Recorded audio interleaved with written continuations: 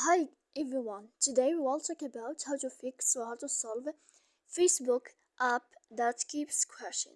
To know how to fix or how to solve Facebook app that keeps crashing, you should just go to settings like this. You will click. After that, in this page, you will go to apps, default apps, app settings. When you will see this list, you will go down to find the application of Facebook and you will enter. Then here in this page you will go to click for stop. When you will end this, you will enter to storage. After that you will click clear cache. Then you will go to click clear data, and when you will end all this stuff here, as you see, you can turn off your Wi-Fi.